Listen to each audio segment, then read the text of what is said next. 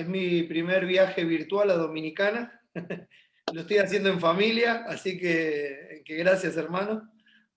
Me da siempre mucho gozo conocer hermanos de diferentes lugares. He estado en un par de reuniones de oración con el pastor Félix y hemos compartido un lindo tiempo.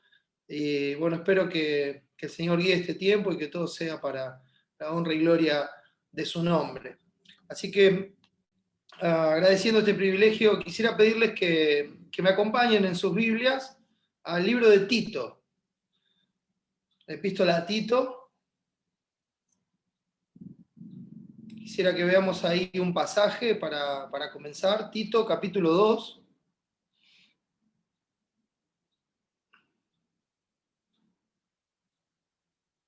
Muy bien, y vamos a leer unos versículos ahí. Empezando en el versículo 11, dice así la palabra de Dios, Tito capítulo 2, versículo 11.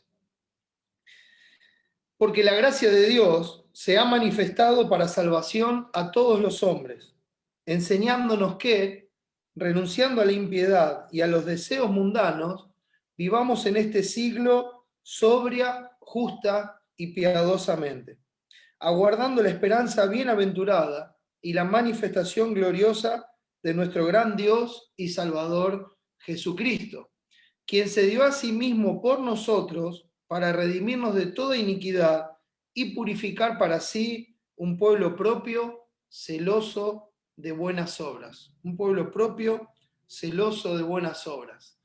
Y eso es lo que quisiera compartir en este tiempo, acerca del pueblo peculiar del Señor. El pueblo peculiar del Señor. Y espero que Dios nos dé la gracia para poder ver las cosas como Él las ve. Vamos a orar y pedirle a Dios que nos ayude en este tiempo. Oremos. Nuestro buen Dios y Señor, nuestro Padre que estás en los cielos, te damos gracias por nuestro Salvador Jesucristo, gracias por su obra redentora, por su sacrificio perfecto, por su sangre derramada, que es la propiciación de todos nuestros pecados, por ese sacrificio que nos abrió este camino para llegar a ti, para verte como nuestro papá, para tener la certeza de que nos escuchas, porque no venimos confiados en nuestra propia justicia, sino en tus muchas misericordias. Venimos confiados en tus promesas, no por nuestros méritos, sino por los de Cristo. Y es en su nombre que queremos rogarte tu ayuda, tu gracia, tu misericordia, tu socorro en este tiempo. Padre, tú eres el único que da el crecimiento, el único que lleva la palabra del intelecto al corazón, y eres el único que puede enseñarnos. Y el anhelo, Padre, en este tiempo es ver tu gloria, es ver quién eres, cómo eres, ver tu obra, gozarnos en tu persona, gozarnos en nuestro Salvador, y así, Señor, también ser transformados de gloria en gloria, ver nuestro pecado, poder dolernos por nuestro pecado, que esa tristeza nos lleve al arrepentimiento y a ser más y más como Cristo. Gracias por este tiempo con mis hermanos, gracias por este privilegio que tengo de compartir tu palabra. Señor, te ruego que me des sabiduría de lo alto para ser fiel a tu mensaje, para hablar como es debido de ti, Señor, y que los ojos de todos estén puestos en ti en este tiempo, Señor. Ayúdanos, te ruego que edifiques a tu iglesia, y Padre, tú que ves los corazones, te ruego también que salves a aquellos que no te conocen. Derrama tu gracia, Señor, para la gloria de tu nombre. Lo pedimos en el nombre de Jesús. Amén. Amén. Muy bien, hermanos. Rogaba al Señor y decía, quiero que me ayudes a poder compartir a Cristo con mis hermanos. Y ese es mi anhelo en este tiempo.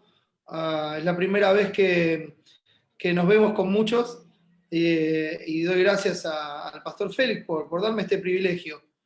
Pero la verdad que hoy, más que me conozcan a mí y que se acuerden de mí, yo quisiera que hoy se vayan de esta reunión pensando en Cristo, pensando en su obra, pensando en su persona.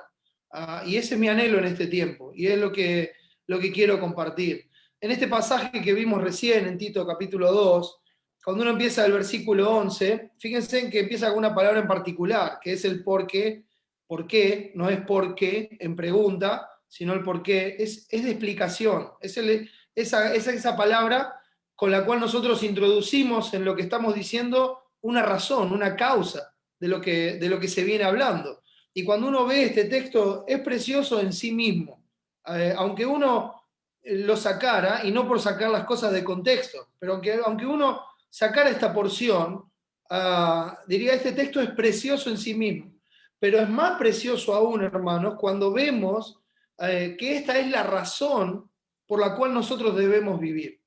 Jesucristo le decía a unos hombres que venían a pedirle a él que lo ayudaran a partir la herencia entre dos hermanos, y Jesús le dice, a ver, ¿quién me ha puesto como juez o partidor sobre ustedes? La vida del hombre no consiste en la abundancia de los bienes que posee. También en otra oportunidad el Señor les dice, miren, no se puede servir a dos señores, porque o amás a uno y aborreces al otro, o al revés.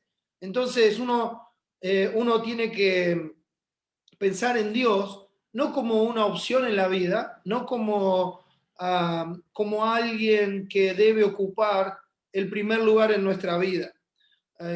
Y yo he escuchado muchas veces esto en mi vida y lo quiero explicar. No quiero decir, Dios no tiene el primer lugar en la vida. No, yo creo que Dios no tiene el primer lugar en la vida. Y les voy a explicar por qué. Porque Dios no compite con nada. No es que Dios tiene el primer lugar y hay otra cosa que está segundo y está ahí nomás y en cualquier momento le saca el lugar a Dios. Cuando nosotros dividimos nuestra vida así, estamos sirviendo a dos señores. Dios no tiene el primer lugar en nuestra vida. Dios es nuestra vida. Él nos dio vida a nosotros cuando estábamos muertos en nuestros delitos y pecados. Por su gran amor con que nos amó, por su misericordia, nos resucitó juntamente con Cristo, nos hizo sentar en los lugares celestiales juntamente con Él, nos hizo parte de su familia, nos dio la ciudadanía en los cielos, nos preparó las moradas eternas y nos asegura que nosotros, como dice Romanos 8, ya estamos glorificados. Él nos conoce desde antes de la fundación del mundo, nos escogió, nos predestinó, nos llamó, nos justificó en Cristo, Él nos fue hecho justificación, santificación, sabiduría, y todo fue hecho en Cristo. Y gloria a Dios por eso, porque como dice el pasaje de Romanos 8, ya estamos glorificados. Como dice Apocalipsis 21, hecho está, la obra de Dios está consumada. Cristo lo dijo en la cruz del Calvario antes de expirar.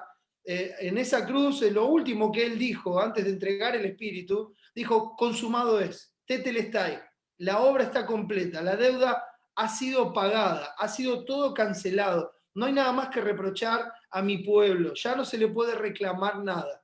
Hoy está consumada la obra. Y nosotros sabemos que eso es cierto porque 3 días después Él se levantó victorioso de la tumba. Él resucitó. El autor de la vida, era imposible que la muerte lo podía retener. Él soltó las cadenas de la muerte, se levantó de los muertos, salió de la tumba, se mostró a todos, dio testimonio de que estaba vivo y de que su muerte en la cruz había sido necesaria para quitar el pecado de en medio y que podamos ser reconciliados con Dios. Somos primicias de sus criaturas. Él empezó la cosecha con nosotros, mis hermanos. Somos lo primero y lo más precioso de sus frutos. Somos ese pueblo escogido por Dios, ese real sacerdocio, ese pueblo que está llamado para anunciar las virtudes de aquel que nos llamó de las tinieblas a su luz admirable.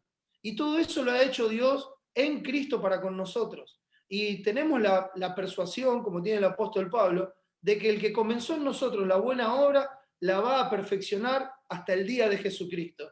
Y Dios, él es la verdad. Él empieza algo y lo termina. Él se propone algo y lo hace. Él no falla. Él es fiel y verdadero. Y es por eso que aunque nosotros fuéramos infieles, Él permanece fiel, porque Él no puede negarse a sí mismo. Él no cambia, Él es inmutable.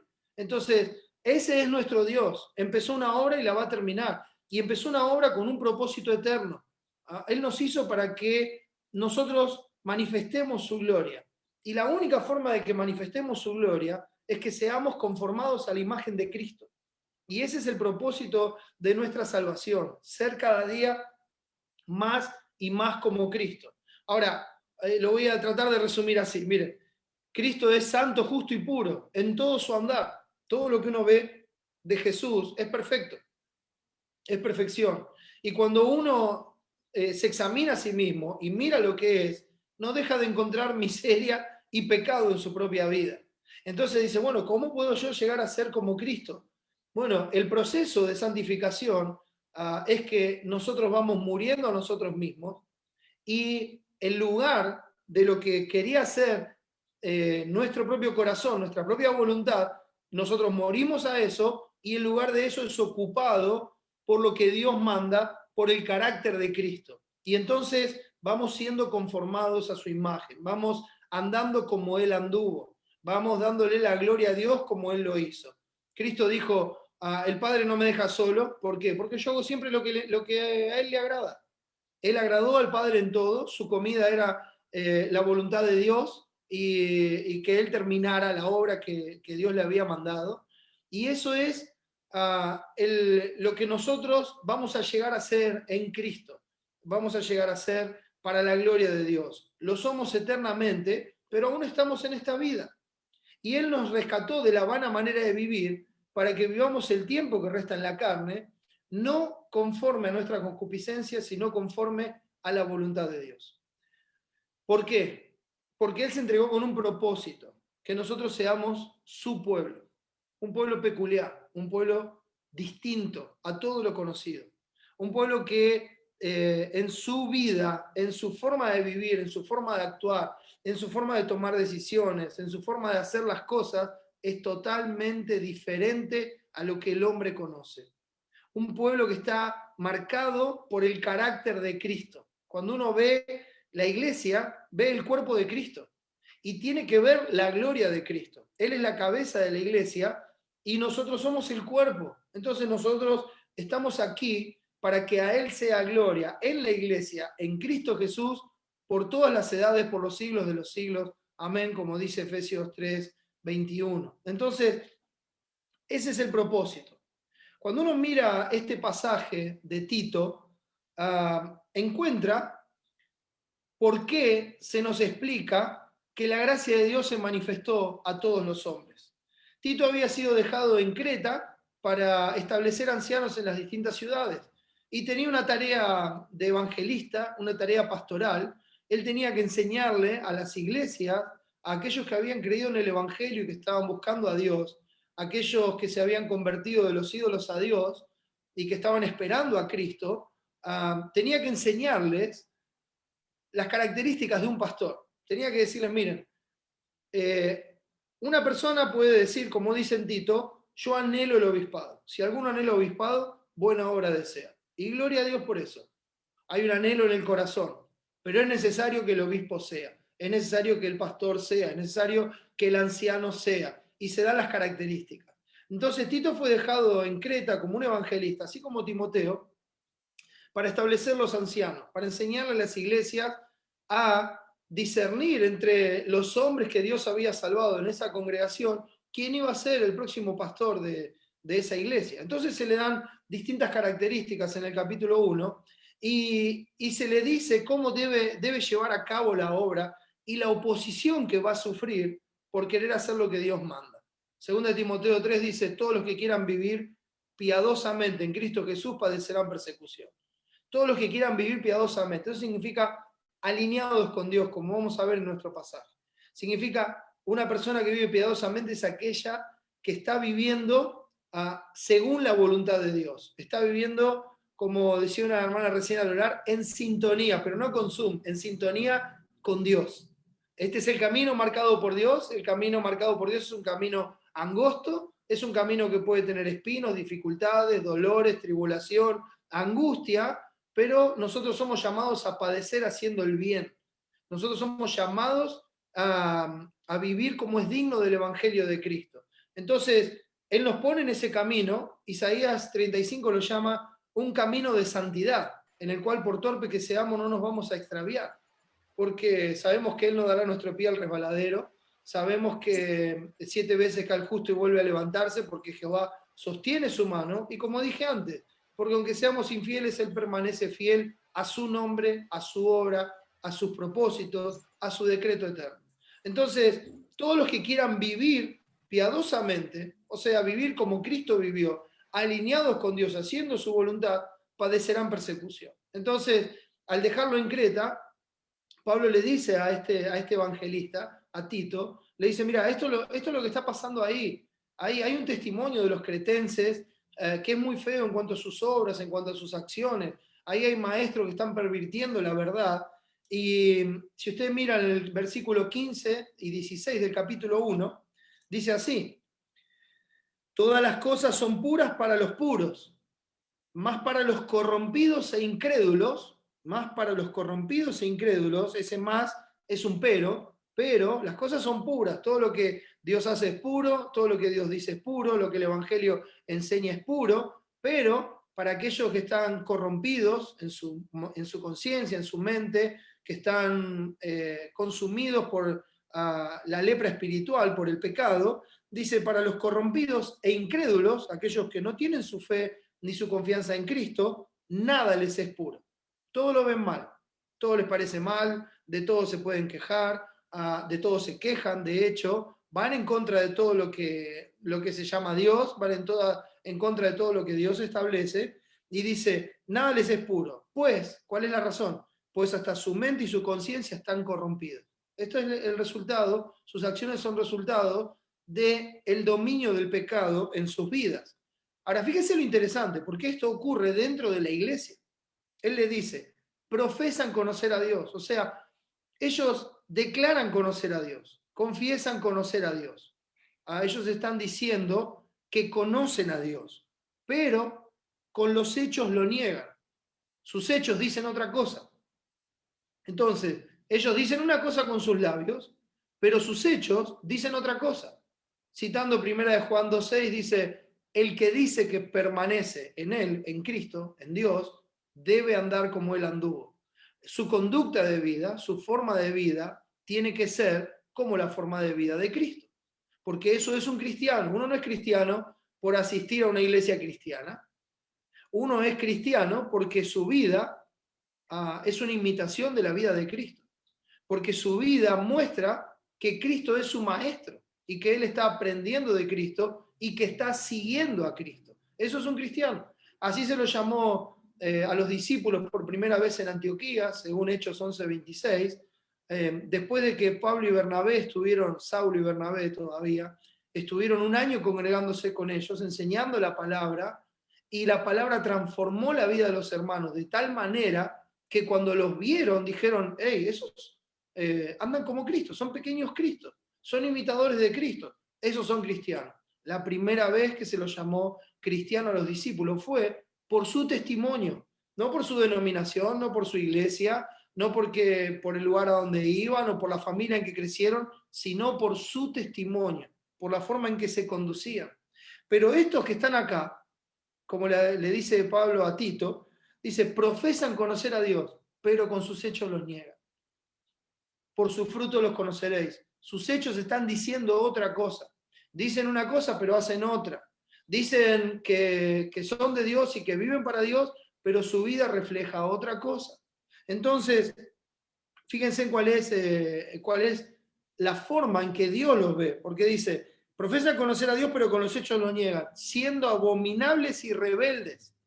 O sea, es algo que Dios abomina, y cuando dicen rebeldes, ese es un sinónimo de la palabra contumaz, de la palabra desobediente. O sea, son desobedientes a la verdad que dicen conocer.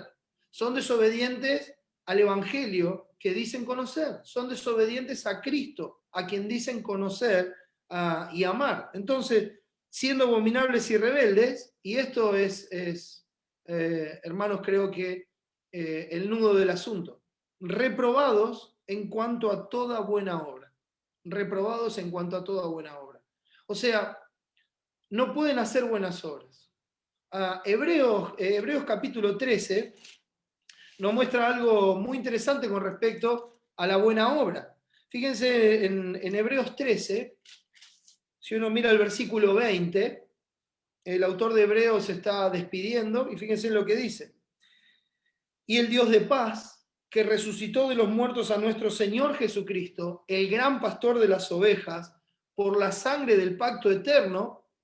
Entonces está diciendo que el Dios de paz, nuestro Dios, el que nos reconcilió consigo mismo, dice así el versículo 21, os haga aptos. que Él los haga aptos. ¿Para qué? En toda obra buena. ¿Para qué? Para que hagáis su voluntad. O sea que la buena obra está en su voluntad. Ahora fíjense cómo es esto. Haciendo Él en vosotros, lo que es agradable delante de Él. ¿Y cómo lo hace? Por Jesucristo, al cual sea la gloria por los siglos de los siglos. Amén. ¿Cómo hace esta obra el Señor? ¿Cómo nos hace aptos? ¿Cómo nos hace aprobados en las buenas obras, en hacer la voluntad de Dios? Porque Jesucristo está en nosotros. Si uno mira, por ejemplo, 2 Corintios 13, creo que es un pasaje muy conocido. En 2 Corintios 13, el apóstol llama a los hermanos, los llama a hacer un examen personal. Y dice el versículo 5 de 2 Corintios 13, examinaos a vosotros mismos si estáis en la fe. Probaos a vosotros mismos.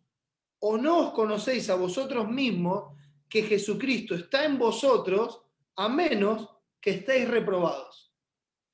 Si están reprobados, quiere decir que no pueden andar como Él anduvo, quiere decir que no pueden hacer las obras que son agradables delante de Dios, lo que nosotros conocemos como las buenas obras. Conocemos bien el pasaje de Efesios 2, creo yo, porque por gracia sois salvos por medio de la fe, y esto no de vosotros, pues es don de Dios, no por obras para que nadie se gloríe. Pero el 10 dice, porque somos hechura suya, creados en Cristo Jesús, nos muestra el propósito de por qué fuimos hechos una nueva criatura en Cristo Jesús, para buenas obras, las cuales Dios preparó de antemano, o sea, antes de salvarnos, ya tenía preparadas las buenas obras en las cuales Él quería que nosotros anduviésemos. Las buenas obras que Dios preparó de antemano para que anduviésemos en ellas. ¿Y dónde nos dejó esas buenas obras? En su voluntad, en su palabra. Ahí es donde Él nos dice qué es lo que a Él le agrada, qué es lo que es una buena obra y qué es hecha en nosotros por medio de Jesucristo, porque Él es, como dice Pablo en Filipenses, el que produce el querer como el hacer por su buena voluntad. Entonces, así es, Jesucristo haciendo en nosotros lo que es agradable delante de Él, para gloria de Él. Porque como dice Pedro en 1 de Pedro 4, si alguno habla, hable conforme a la palabra de Dios. Si alguno ministra, ministre conforme al poder que Dios da, para que en todo sea Dios glorificado. O sea, ¿yo qué tengo que ver acá? Nada, yo soy un instrumento. Yo soy un instrumento que Dios salvó por gracia y que tengo la bendición por la promesa de Dios, la esperanza y el privilegio de que voy a tener comunión con Dios por toda la eternidad. Me voy a gozar en su gloria por toda la eternidad. Pero en este periodo de tiempo, en lo que dura esta vida, mientras tengamos oportunidad, como dice Gálatas capítulo 6, y la vida es una oportunidad, mis hermanos, démosle la gloria a Dios, haciendo las buenas obras que Él preparó de antemano para que anduviésemos en ellas. ¿Cómo las podemos hacer, hermanos? Solamente por Jesucristo. Por eso es que estos que profesan conocer a Dios, pero con sus hechos lo niegan, están incapacitados de hacer esas buenas obras. Porque si Jesucristo no los hace aptos, entonces no lo pueden hacer. Por eso, hermanos, el testimonio es muy importante. Santiago dice, la fe sin obras es muerta. Compartí ayer en otro lugar y digo, la hipocresía es el cadáver de la fe muerta. La hipocresía es el cadáver de la fe muerta. Porque entonces empieza la doble cara, ¿no? La doble mente. Empieza la hipocresía, y eso nos remite a la palabra Hipócrates, donde los actores se ponían una máscara, que el actor era un hipócrita. Se ponía una máscara para mostrar otra cosa que no era. Y eso hace el hipócrita, se pone una máscara cristiana en algunos momentos, cuando está en la iglesia, cuando está con los hermanos, cuando alguien lo está viendo, etcétera, etcétera, y después se la saca y vive como quiere. Eso es una fe muerta, una fe que nos hace reprobados, una fe que no nos permite vivir de una forma que Dios sea glorificado. ¿Por qué? Porque Jesucristo no está en una persona así. Por eso dice, vuelvo a repetir, profesan conocer a Dios, pero con sus hechos lo niegan. Jesucristo dice, por sus frutos los conoceréis. No todo el que me dice Señor, Señor entrará al reino de los cielos, sino, ¿quién? El que hace la voluntad de mi Padre que está en los cielos. Porque esa es la prueba de que Dios en su gracia lo alcanzó, lo salvó, lo cambió, lo transformó, de modo que si alguno está en Cristo, nueva criatura es. Las cosas viejas pasaron, he aquí todas son hechas nuevas. Y de hecho, en el mismo libro de Corintios nos dice el apóstol Pablo, y aun si a Cristo conociste según la carne, ya no lo conoces así. Todas las cosas son hechas nuevas.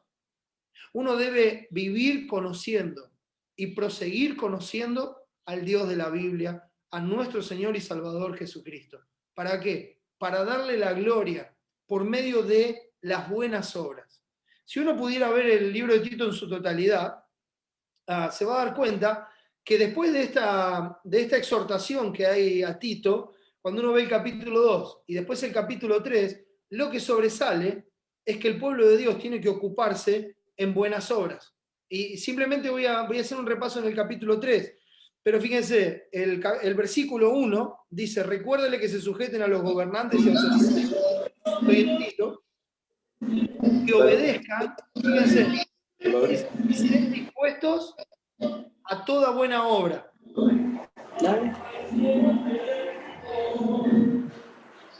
Ahí esperamos, ahí está. Muy bien, son cosas que pasan. Entonces, fíjense en que dice, recuérdales a los hermanos, él tiene que enseñar, fíjense el final del capítulo 2, esto habla y exhorta y reprende con toda autoridad, nadie te menosprecie. Enséñale esto a la iglesia. Recuérdale que se sujeten a los gobernantes y autoridades, que obedezcan, y ahora escuche esto, dice, que estén dispuestos a toda buena obra. Ahora avancemos un poco más. El versículo 8 dice, palabra fiel es esta, y en estas cosas quiero que insistas con firmeza. Tito, vos sos el encargado de enseñarle a la iglesia, y tenés que hablar la verdad, tenés que hablar aquello que es conforme a la sana doctrina, a la sana enseñanza de Dios, del Evangelio, de la Biblia. No puede haber una vida con un pie en cada lado. No puede haber alguien que sirve a dos señores. El cristiano no es así. Entonces vos tenés que insistir con firmeza. Y en estas cosas quiero que insista con firmeza. Para que los que creen en Dios procuren, o sea, esa palabra procurar, espoudazo, significa poner todo de uno mismo. O sea, hacer todo el esfuerzo, ocupar todo lo que sea necesario. ¿Para qué? Dice, procuren ocuparse en buenas obras. Procuren ocuparse en buenas obras. Estas cosas son buenas y útiles a los hombres. Y después el 14 dice, y aprendan también los nuestros a ocuparse en buenas obras para los casos de necesidad, para que no sean sin fruto. Entonces, a buenas obras, ese fruto son las acciones que nosotros hacemos por medio de Jesucristo, agradables a Dios, que manifiestan el carácter de Dios, que manifiestan el amor de Dios y que lleva a los demás a ver en nosotros la obra de Cristo. Esas son las buenas obras. Ese es el fruto en la vida del cristiano. Entonces, habiendo visto la parte de adelante y la parte de atrás, ahora vamos al medio, vamos al nudo, al porqué de todo esto. Fíjense, hay un contraste en el versículo 1 del capítulo 2. Este es un contraste con lo último que se dijo en el 1. Profesan conocer a Dios, pero con sus hechos lo niegan. Y estos eran los falsos maestros. Ahora, cuando le habla a Tito, le dice, pero tú. Ellos hacen esto, así viven. Pero tú habla lo que está de acuerdo con la sana doctrina. Vos les tenés que hablar a ellos y enseñarles a ellos lo que está de acuerdo con la sana doctrina, lo que es acorde a lo que el Señor Jesucristo ha enseñado. Ejemplos de esto, por ejemplo, bien cerquita, en 1 de Timoteo capítulo 6, 1 de Timoteo capítulo 6, fíjense en qué dice el versículo 1, y acá hay un buen ejemplo, dice, todos los que están bajo el yugo de esclavitud tengan a sus amos por dignos de todo honor. ¿Para qué? Para que no sea blasfemado el nombre de Dios y la doctrina. Nuestra vida puede ser un instrumento para darle la gloria a Dios y nuestra vida también puede ser un instrumento para blasfemar el nombre de Dios y la doctrina que nosotros decimos creer. A veces nuestras vidas hablan peor de la doctrina que lo que nosotros anunciamos con nuestros labios. Y nosotros debemos cuidar eso, hermanos, porque lo que estamos cuidando no es nuestro honor, estamos cuidando el nombre de Dios, estamos amando a Dios, estamos buscando darle la gloria a Dios. Fíjense en que sigue diciendo el texto, y los que tienen amos creyentes, no los tengan en menos por ser hermanos, sino sírvanles mejor por cuanto son creyentes y amados los que se benefician de su buen servicio. Esto enseña y exhorta. Pero preste atención a lo que sigue. Si alguno enseña otra cosa y no se conforma, no toma el molde, no toma la forma y no se conforma a las sanas palabras, o sea, a la sana enseñanza, la sana doctrina, ahí lo vamos a ver, a las sanas palabras de nuestro Señor Jesucristo y a la doctrina que es conforme a la piedad. Conforme a la piedad. Otra vez estas dos palabras juntas. Conforme a la piedad quiere decir a la doctrina que es de acuerdo a andar alineado con Dios. Eso es lo que significa. Estas palabras que se enseñan tienen que estar de acuerdo a la doctrina que nos lleva a hacer la voluntad de Dios, la voluntad que Él declaró en su palabra, en su evangelio. Y dice, si alguno enseña otra cosa y no se conforma a las sanas palabras de nuestro Señor Jesucristo y a la doctrina que es conforme a la piedad, fíjense lo que dice, está envanecido, nada sabe y delira, es un delirante. Acerca de cuestiones y contiendas de palabras de las cuales nacen envidias, pleitos, blasfemias, malas sospechas, disputas necias de hombres corruptos de entendimiento. Otra vez, lo mismo que en Tito 1. Y privados de la verdad, o sea, privados de Cristo, del Evangelio, de la sana enseñanza, que toman la piedad como fuente de ganancia, apártate de los tales. En 2 Timoteo capítulo 3, fíjense en cómo Pablo le habla a Timoteo, otro evangelista, y él en todo el capítulo 3 le dice, y esto lo resume, también debes saber esto, que en los postreros días vendrán tiempos peligrosos. Y habla de los hombres de los últimos días. Pero no habla de los hombres del mundo, mis hermanos. Esta advertencia es a los hombres que están en la iglesia. Porque fíjese que dice el versículo 5, que tendrán apariencia de piedad, parece que están alineados con Dios, parecen muy espirituales por fuera, pero negarán la eficacia de ella. A esto se evita. Niegan la eficacia de la piedad, que es conforme a la sana doctrina. ¿Por qué? Porque profesan conocer a Dios, pero con sus hechos lo niegan.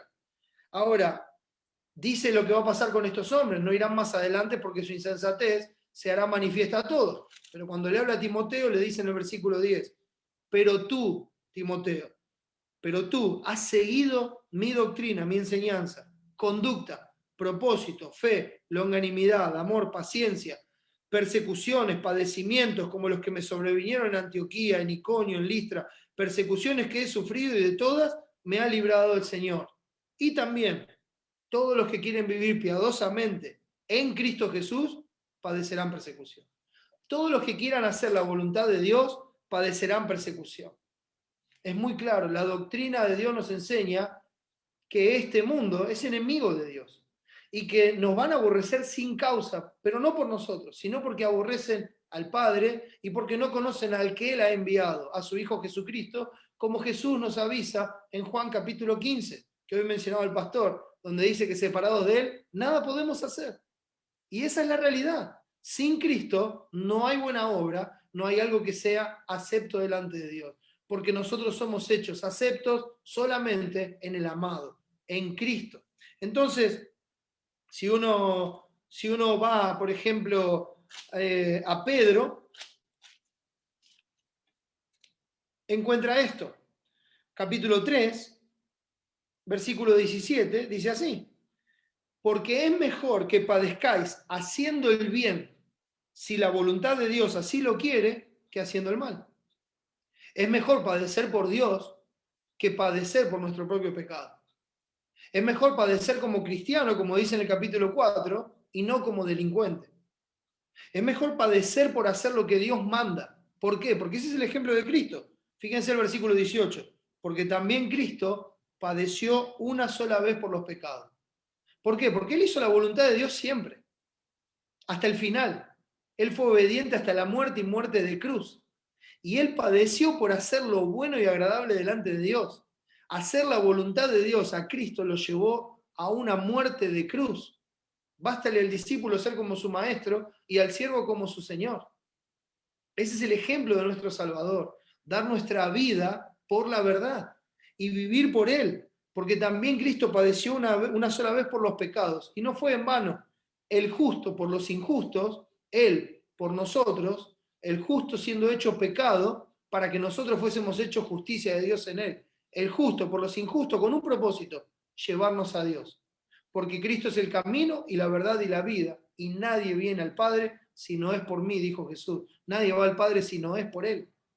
Y por la obra que Él hizo, nosotros hoy tenemos camino, tenemos acceso al Padre, un camino de vida, porque no hay otro nombre bajo el cielo dado a los hombres en que podamos ser salvos, solamente en el nombre de Jesucristo de Nazaret. Entonces, hermanos, ¿a qué nos lleva esto? Volvamos a Tito.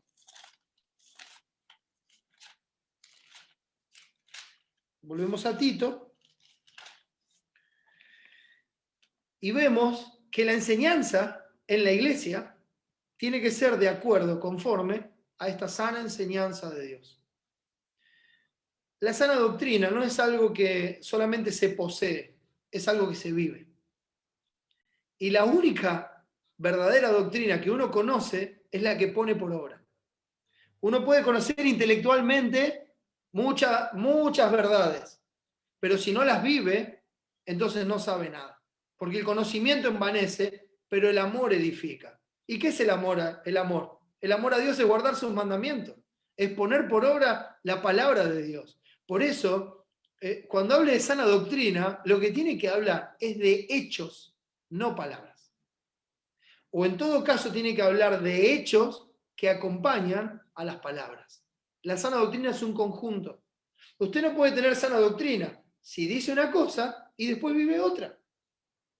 Porque, como decía, como dice un viejo dicho, borra con el codo lo que escribe con la mano, ¿verdad? Uno no puede decir una cosa y después hacer otra.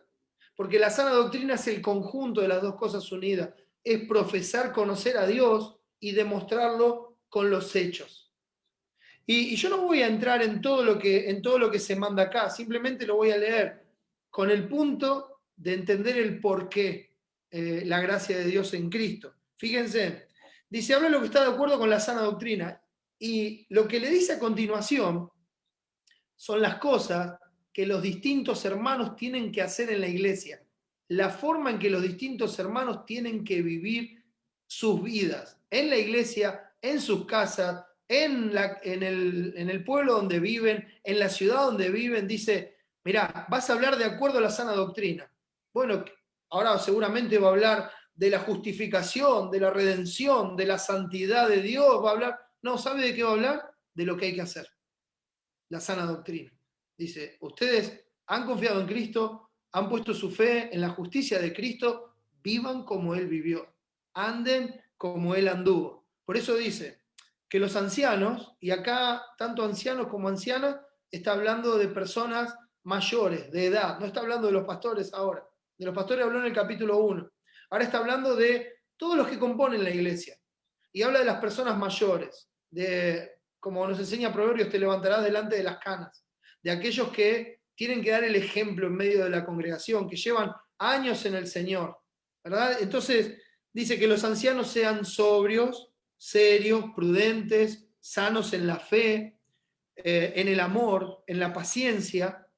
Las ancianas asimismo sean reverentes en su porte, no calumniadoras, no esclavas del vino, maestras del bien, que enseñen a las mujeres jóvenes a amar a sus maridos y a sus hijos, a ser prudentes, castas, cuidadosas de su casa, buenas, sujetas a su marido. ¿Y cuál es el propósito de esto? Fíjense, para que la palabra de Dios no sea blasfemada. Esa es la sana doctrina. ¿Por qué? Porque si uno dice una cosa y después vive otra, entonces lo que es blasfemado no es uno. Al fin y al cabo, uno es como el resto del mundo, si hace eso. Es igual que el resto del mundo. No hay cambio, no hay nada. Entonces lo que es blasfemado es la palabra que dice creer, el evangelio. Lo que es blasfemado es el nombre de Dios. Por eso decía antes que nosotros podemos ser un instrumento para honrar a Dios y darle la gloria, o podemos ser un instrumento para blasfemar el nombre de Dios y la doctrina. Hermanos, eso debe llamarnos a un examen profundo y debe llamarnos a ver nuestra vida y decir, ¿estoy honrando a Dios con lo que hago? ¿Lo que hago está de acuerdo con lo que creo? ¿Sé cómo comprobar la buena voluntad de Dios agradable y perfecta? Cada decisión que tomo, cada cosa que emprendo, cada cosa que hago en mi día, cuando empiezo el día, cuando estoy en la mitad del día, cuando lo termino, estoy buscando que Dios me dé sabiduría, que Dios me enseñe lo que es agradable. Como decía el salmista, Dios mío, enséñame a hacer tu voluntad porque tú eres mi Dios. Como dice David, que tu buen espíritu me guíe a tierra de rectitud, que podamos andar conforme a Él que nos pastorea, porque ese es Cristo, nuestro pastor. Sus ovejas, oímos su voz y le seguimos. Y si nosotros estamos siguiendo a Cristo, no vamos a andar por el camino del mundo, no vamos a hacer las cosas como el mundo las hace, no vamos a volver al pecado, porque por esas cosas tuvo que pagar Cristo en la cruz del Calvario. Cristo tuvo que morir por el pecado y por la seducción de todo lo terrenal y pasajero. Tuvo que pagar por eso en la cruz del Calvario. Por eso es que Hebreos dice que no debemos pisotear la sangre de Cristo, no debemos pisotear su sacrificio, porque si eso no es suficiente para terminar con el pecado en nuestra vida, entonces nada lo es. No hay más sacrificio por el pecado. Entonces dice, habla lo que está de acuerdo con la sana doctrina. ¿Para qué? Para que cada uno, para que cada parte de la iglesia haga lo que tiene que hacer, según Cristo nos enseña, y que la palabra de Dios no sea blasfemada. Sigue, dice, exhorta a sí mismo a los jóvenes a que sean prudentes. No lo contrario a prudente, que no sean impetuosos en lo que van a hacer, que no sean arrebatados, que no sean apurados, que sean prudentes, que tomen su tiempo. Acuérdate de tu Creador en los días de tu juventud, antes que vengan los años malos en los cuales digas en ellos, no tengo contentamiento. Acuérdate ahora de Dios y sé prudente, porque las decisiones que tomes ahora van a marcar el resto de tu vida. Y hay pecados en nuestra vida cuyas consecuencias las vamos a cargar con nosotros por toda la vida, y solamente las podremos sobrellevar con la gracia de Dios. Por eso dice, exhorta, anima con la palabra a los jóvenes a que sean prudentes, a que sean prudentes, a que se tomen su tiempo. Y fíjense, algo fundamental y diferente a los falsos maestros. ¿Se acuerdan lo que dice Cristo de los fariseos en Mateo 23? Dice, mirá, lo que ellos dicen, hacelo, pero no hagas como ellos dicen, como ellos hacen, perdón, porque dicen y no hacen. Eso es un falso maestro, dice y no hace. Y acá lo que le dice es, exhorta a sí mismo a los jóvenes a que sean prudentes. ¿Y cómo es esa exhortación? Presentándote tú en todo, tú tienes que ser ejemplo. Es como le decía a Timoteo en 1 Timoteo 4, ¿recuerda? Dice 4:12 de 1 Timoteo, ninguno tenga en poco tu juventud, sino sé ejemplo de los creyentes en palabra, conducta, amor, espíritu, fe y pureza. Entonces dice, ¿cómo vas a exhortar a los jóvenes a que sean prudentes? Bueno, tú vas a ser ejemplo. Te vas a presentar tú en todo como ejemplo de qué? De buenas obras. Como ejemplo de lo que hay que hacer, de cómo hay que conducirse. Otra vez las buenas obras. En la enseñanza, mostrando integridad, seriedad. Mostrando cuando enseñás que es algo serio, que estamos hablando de la vida, no estamos hablando de reglas, no estamos hablando de algo que nos va a hacer cristianos más populares, más conocidos, que va a traer más gente, no, estamos hablando de honrar a Dios. Es serio, debe ser íntegro, debes insistir con firmeza en estas cosas, debes insistir en la verdad, tiene que ser en la enseñanza mostrando integridad, mostrando seriedad, palabra sana e irreprochable. No tiene que haber reproche sobre esa palabra, especialmente con tu vida. No tiene que haber reproche en esa palabra. No es que, pero vos me estás diciendo que yo haga esto y vos haces aquello. No tiene que pasar eso.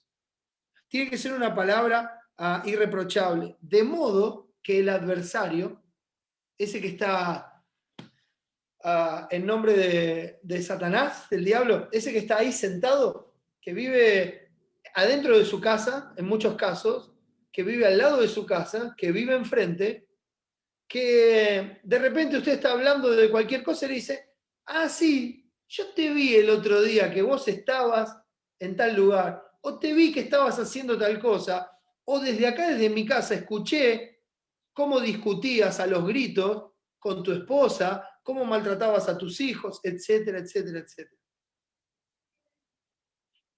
Y uno dice, wow, me están mirando todo el tiempo. Mira, no te preocupes porque los hombres te miran. Lo que debería tener un peso en nuestra mente, en nuestra conciencia, en nuestro corazón, es que Dios nos está mirando todo el tiempo. Y no solamente nos está mirando, sino que Él está con nosotros. Como dice Efesios 4, nosotros contristamos al Espíritu Santo de Dios, con el cual hemos sido sellados para el día de la redención. Ponemos triste a Dios en esta morada que Él ha tomado en nosotros al precio de la sangre de Jesucristo. Dios se entristece al ver que nosotros estamos obedeciendo a la carne en lugar del Espíritu. Dios se entristece al ver que en lugar de actuar como Cristo hubiera actuado, como Cristo actuó, actuamos en nuestra carne y buscamos satisfacernos a nosotros mismos. Entonces es un tema serio, palabra sana y irreprochable, de modo que el adversario se avergüence y no tenga nada malo que decir de vosotros. Que el testimonio acompañe las palabras, para que no sea blasfemada la palabra de Dios, sino que, fíjense, no tenga nada malo que decir de vosotros. Uno más, exhorta a los siervos a que se sujeten a sus amos, que agraden en todo, que no sean respondones. Pedro dice que debemos sujetarnos a los amos, a nuestros jefes en el trabajo, y Pedro agrega algo, dice, aún a los difíciles de soportar. O sea, Pedro dice, miren, yo sé que hay algunos que son bien pesados, que los van a tratar mal, que son densos, pero ustedes deben darle gloria a Dios. ¿Qué gloria es si pecando sois abofeteados? Deben darle la gloria a Dios. Deben ser como Cristo, quien no juzgaba, sino encomendaba la causa al que juzga justamente. No tomaba las cosas en sus manos, sino descansaba en Dios y obedeció hasta la muerte y muerte de cruz, para que nosotros volvamos al pastor y obispo de nuestras almas. Él nos dejó ejemplo para que sigamos sus pisadas. Y ese es el ejemplo de Cristo. Entonces dice, exhorta a los siervos a que se sujeten a sus amos, que agraden en todo, que no sean respondones, no defraudando. Hoy hay una forma muy fácil de defraudar. A uno lo contratan para trabajar y resulta que en el horario del trabajo pasa más tiempo en las redes sociales que trabajando. ¿Sabe qué es eso? Está defraudando. Porque ese tiempo que usted está ahí, a usted se lo pagan.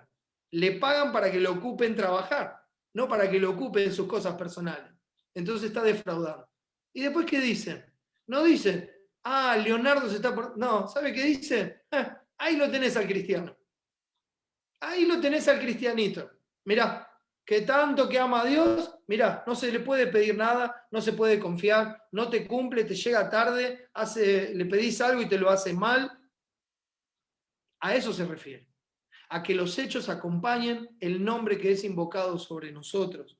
¿Por qué? Fíjense, no defraudando, sino mostrándose fieles en todo, para que en todo lo que hace, adornen la doctrina de Dios nuestro Salvador.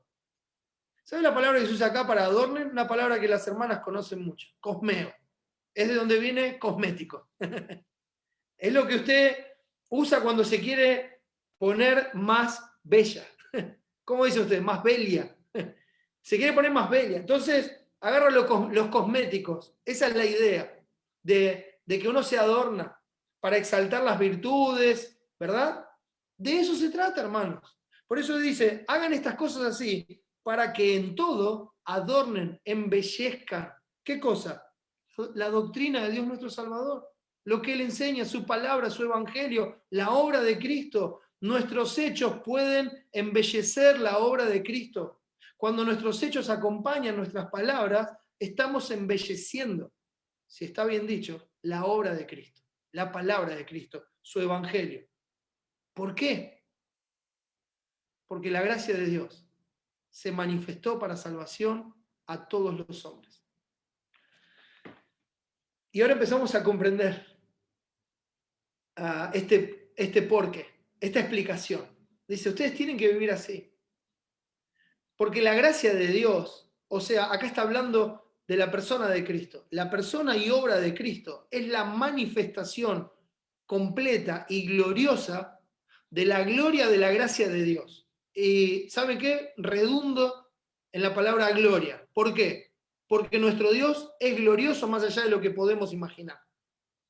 Y Cristo vivió para la gloria del Padre, para alabanza de la gloria de su gracia, con la cual nos hizo aceptos en el amado, y esa gracia se manifestó en hechos, en obras. Cristo vino y vivió la vida que nosotros no podíamos vivir. Él manifestó, cuando Juan dice en Juan 1, dice, vimos al Hijo, al unigénito del Padre, lleno de gracia y de verdad. Él manifestó la gracia de Dios. ¿Qué es la gracia de Dios? Bueno, hay una definición sencilla que dice el favor no merecido. Pero déjeme decirle que eso solo no es la gracia. La gracia de Dios no solamente es un favor no merecido, sino que es algo que nosotros no podemos comprar, no podemos ganar, no podemos alcanzar, y sobre todas las cosas es algo que nosotros no queremos. Es algo que nosotros no buscamos. En nuestra naturaleza no buscamos esa gracia, no. Por eso Dios en su gracia soberana viene y nos busca a nosotros. Nosotros estábamos huyendo de Dios cuando Él nos alcanzó. Nosotros estábamos perdidos cuando Él vino a buscar y a salvar lo que se había perdido. Nosotros no queremos esa gracia, rechazamos esa gracia. ¿Por qué? Porque no conocemos a Dios. Y si nosotros hoy amamos a Dios, es porque Él nos amó primero. Nosotros le amamos a Él porque Él nos amó primero. Él nos amó, mostró su gracia en la obra de Cristo, mas Dios muestra su amor para con nosotros en que siendo aún pecadores, no es que dejamos de serlo y entonces Dios nos da gracia, no, siendo aún pecadores, Cristo murió por nosotros, murió en nuestro lugar, llevó el castigo de nuestra paz sobre Él y por su llaga nosotros fuimos curados. Así se manifestó la gracia de Dios para salvación a todos los hombres. Pero no termina ahí. Porque no solamente se manifestó para la salvación eterna de nuestras almas, sino que también se manifestó para la salvación diaria del poder del pecado. Y esa es la razón que tenemos acá. La gracia de Dios se manifestó para salvación a todos los hombres. La gracia de Dios no solamente nos salvó y nos llevó a Dios, sino que su gracia es suficiente cada día para librarnos del poder del pecado, para que en lugar de hacer lo que nuestra concupiscencia manda, vivamos conforme a la voluntad de Dios. Para eso se manifestó la gracia de Dios. Es una obra completa, perfecta. Dios no nos abandona, nos sostiene hasta el final, nos lleva de la mano, nos pastorea, nos guarda en su mano y no hay ninguna cosa creada que nos pueda separar del amor de Dios que es en Cristo Jesús, Señor nuestro. No hay nada creado. Gloria a Dios. Hoy leíamos la porción de Habacuc. Maravilloso, hermano. Puede ser que no haya nada, pero aún así, con todo y que no haya nada y que todo sea en contra, yo me gozaré en el Dios de mi salvación. Porque, ¿qué es la muerte? Cierro los ojos aquí y los abro delante de la gloria de mi Señor. Esa es mi esperanza. No tengo que temer. Ya no tengo que temer. Solamente temo a Dios. ¿Y qué temo de Dios? Temo ofenderle después de lo que Él hizo por mí. Temo pisotear su sangre. Temo no vivir como es digno de su nombre. Temo blasfemar su palabra. Temo no estar adornando la doctrina con mi vida. Porque su gracia es suficiente y se manifestó para salvarme, para salvar a todos los que creen. Porque el Evangelio es el poder de Dios para salvación a todo el que cree. Y la gracia se manifestó de esa manera. Y la gracia nos asegura de que no solamente nos va a salvar, sino que he aquí, yo estoy con vosotros todos los días hasta el fin del mundo, para que puedan poner por obra mi voluntad. Porque el que no escatimó ni a su propio Hijo, ¿cómo no nos va a dar también con Él todas las cosas? Todo lo necesario para hacer su voluntad, para vivir como a Él le agrada, nos es dado por gracia en la persona de nuestro Señor Jesucristo. Gloria a Dios por nuestro Salvador Jesucristo, que hizo toda la obra completa. Entonces, fíjense lo que dice, para que en todo adorne la doctrina de Dios nuestro Salvador, porque la gracia de Dios se ha manifestado para salvación a todos los hombres, enseñándonos que, fíjense, en la manifestación de la gracia, el Evangelio nos enseña que, renunciando a la impiedad y a los deseos mundanos, vivamos en este siglo sobria, justa y piadosamente. Eso es maravilloso, hermano. ¿Por qué? Porque el Evangelio es para la salvación, pero el Evangelio mismo es la enseñanza de nuestra vida. Porque ¿qué es lo primero que nos enseña el Evangelio? Que el pecado merece juicio y condenación. Lo que nos enseña el Evangelio es que Cristo vino para llevar nuestro pecado, nuestro juicio, nuestra condenación. Entonces lo que nos enseña esa gracia de Dios es que el pecado no es agradable a Dios. Que esa forma de vida de la cual fuimos rescatados, no con cosas corruptibles como oro y plata, sino con la sangre preciosa de Cristo, como de un cordero sin mancha, ya preparado desde antes de la fundación del mundo. O sea, a Dios le costó todo el tesoro de su gloria, le costó nuestra salvación. Entonces, eso nos enseña que seguir en pecado no es agradable a Dios. Por eso nos dice que renunciando a la impiedad, y esa palabra significa que uno voluntariamente toma la impiedad y la pone aparte. O sea, dice, yo renuncio a esto. Es como 2 Timoteo 2:19 que dice, el fundamento de Dios está firme teniendo este sello. Conoce el Señor a los que son suyos y apártese de iniquidad todo aquel que invoca el nombre de Cristo. Entonces uno voluntariamente se aparta de la iniquidad. ¿Qué es la iniquidad? Lo vamos a ver en el versículo 14, pero ya se lo digo. La palabra griega para iniquidad es anomia, significa alguien sin ley. Esto significa alguien que voluntariamente se rebela contra la ley de Dios. Pero nosotros nos apartamos de la iniquidad, dejamos de rebelarnos contra la ley de Dios. ¿Para qué? Para sujetarnos a la ley de Dios. Para seguir sus mandamientos, para seguir su verdad, para hacer lo que a Él le agrada. Entonces, la obra de Cristo nos enseña que renunciando a la impiedad, o sea, renunciamos a seguir viviendo sin estar de acuerdo con la voluntad de Dios. Renunciamos a eso. Y a los deseos mundanos, o sea, al deseo de los ojos, al deseo de la carne y a la vanagloria de la vida, al deseo de buscar nuestra satisfacción y nuestra saciedad en las cosas que este mundo ofrece. Renunciamos a eso voluntariamente, porque entendemos que eso ofende a Dios, que ofende a Cristo, que nos separa de Él y que Cristo tuvo que morir por eso. Entonces voluntariamente lo ponemos aparte. Dice, y habiendo renunciado a eso, esto es algo que Dios hace. Cuando saca una cosa, pone otra en su lugar. Cuando Dios saca algo de nuestra vida, pone otra cosa en su lugar. No lo deja vacío el hueco. Saca nuestra concupiscencia, pone su voluntad. Entonces saca la impiedad y los deseos mundanos y pone que vivamos en este siglo sobria. Sobrio es lo contrario a embriagado. Entonces, acá embriagado es embriagarse de las cosas del mundo, de lo que este mundo ofrece. En lugar de estar lleno de lo que este mundo ofrece, nosotros debemos estar llenos de la palabra de Dios, de su voluntad. Debemos ser sobrios. Vivir sobria, justa, o sea, de acuerdo a la justicia de Dios. Hay un texto muy conocido, hermano, y estoy seguro que muchos lo conocen de memoria. Mateo 6:33 dice, mas buscad primeramente el reino de Dios y su justicia, ¿verdad? Y todas estas cosas serán añadidas. Buscar el reino de Dios es buscar que Él reine en nuestras vidas. Y su justicia es buscar hacer lo que es justo delante de Él. Y eso es lo que Él nos declara en su palabra, en el Evangelio, en la manifestación de su gracia. Entonces dice, renunciamos a la impiedad y a los deseos mundanos para vivir sobrios, sin embriagarnos de este mundo, para vivir en una forma justa, o sea, agradable a Dios y piadosamente alineados con Dios, haciendo la voluntad de Dios.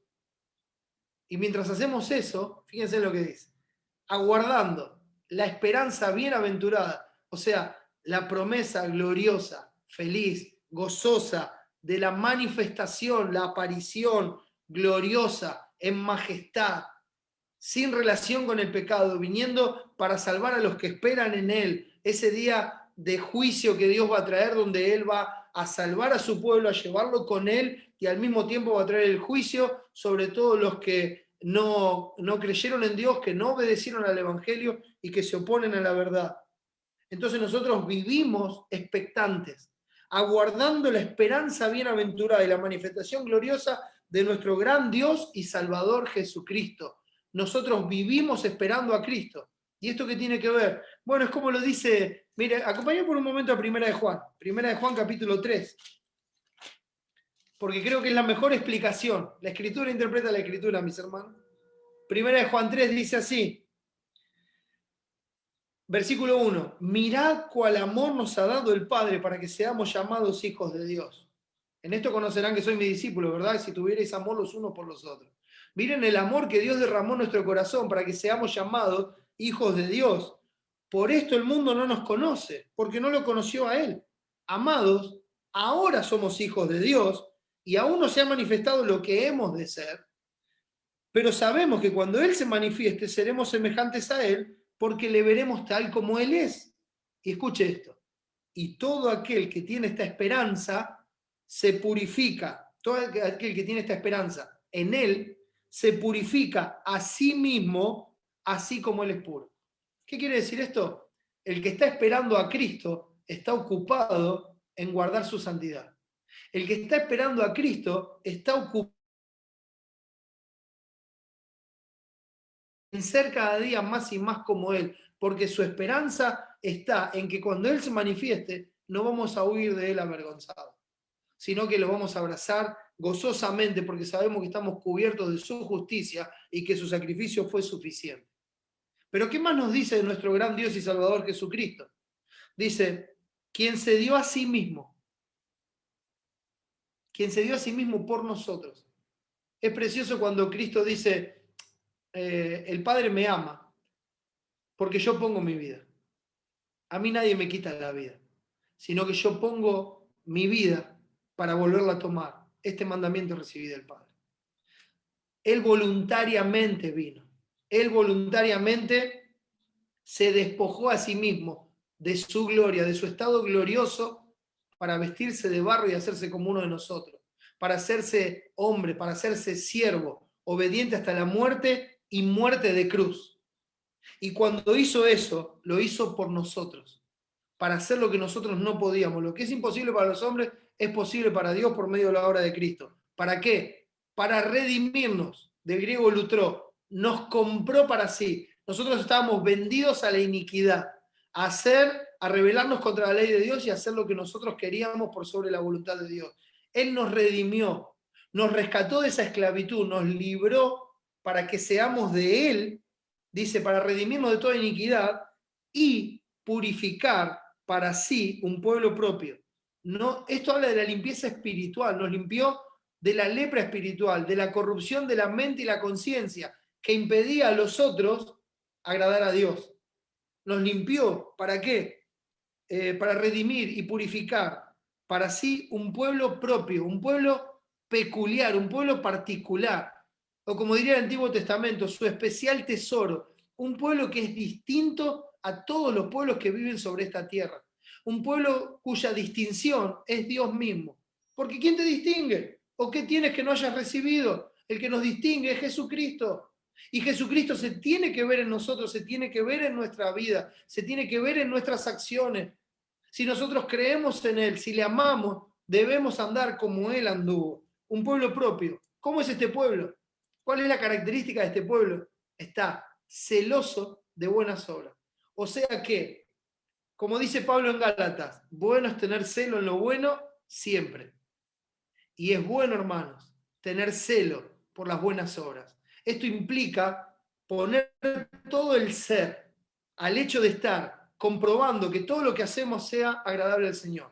Efesios 5, 8, 9 y 10 nos enseña que ahora somos hijos de luz y vivimos comprobando lo que es agradable al Señor. Hay un celo por la santidad, hay un celo por la gloria de Dios, hay un celo por adornar la doctrina, hay un celo por embellecer el Evangelio de Cristo con nuestras vidas. Hay un celo por anunciar las virtudes de aquel que nos llamó de las tinieblas a su luz admirable. Hay un celo por andar en esas buenas obras que Él preparó de antemano para que anduviésemos en ella. Somos su pueblo, su real sacerdocio, su especial tesoro. Hermanos, vivamos para nuestro Dios porque nuestro Dios es digno. Su gracia se manifestó para hacernos suyos, para salvarnos, para que seamos de Él, para que vivamos por Él y para que estemos toda la eternidad con Él. Hermanos, la gloria sea para Dios por nuestro Señor Jesucristo. Y mientras vamos a su encuentro, este tiempo que resta en la carne, este tiempo, conduzcámonos en temor todo el tiempo de nuestra peregrinación. Que Dios sea glorificado y que nuestras vidas nos muestren como un pueblo peculiar, que está en esta tierra, pero que no pertenece a esta tierra, que aún está aquí con un propósito, darle la gloria a Dios y anunciar sus virtudes, su nombre a toda criatura. Si hasta hoy no has podido vivir así, yo quiero decirte que Cristo dijo, el que a mí viene yo no le echo fuera. Él dice, todo lo que el Padre me da, vendrá a mí. Y al que a mí viene, yo no le echo fuera. Si Dios te está llamando a Él, ven a Él, porque solamente en Cristo serás aprobado delante de Dios y podrás llevar a cabo una vida que glorifique a Dios. Y si ya eres un hijo de Dios, da la gloria a Dios. Da la gloria a Dios. Vive como es digno del Evangelio de Cristo. Amén. El Señor les bendiga, mis hermanos. Vamos a orar. Nuestro Padre, gracias por Cristo. Gracias por su maravillosa obra. Gracias por tu gracia manifestada para que seamos tu pueblo y podamos andar como Él anduvo y darte la gloria. Padre, sabemos que fallamos muchas veces y sin lugar a dudas cuando nos miramos ahora nos damos cuenta de que te hemos fallado, Señor. Te rogamos que nos perdones. Sabemos que aunque ahora estemos viendo nuestro pecado, ya lo pagó Cristo en la cruz. Que eres fiel y justo para perdonarnos, para limpiarnos de toda maldad, para restaurarnos, porque tu gracia es suficiente. Oh Señor, levanta tu iglesia de tal forma que tu obra sea avivada en medio de los tiempos y que este mundo vea tu gloria en tu pueblo, que vea tu gloria en tu cuerpo, que vea tu gloria en cada uno de tus hijos. Ayúdanos, Señor, a vivir como es digno de ti. Gracias, Padre, por este tiempo. Salva a los que no te conocen y ayúdanos a darte la gloria. En el nombre de Jesús y para su gloria. Amén. Dios le bendiga, mis hermanos. Amén.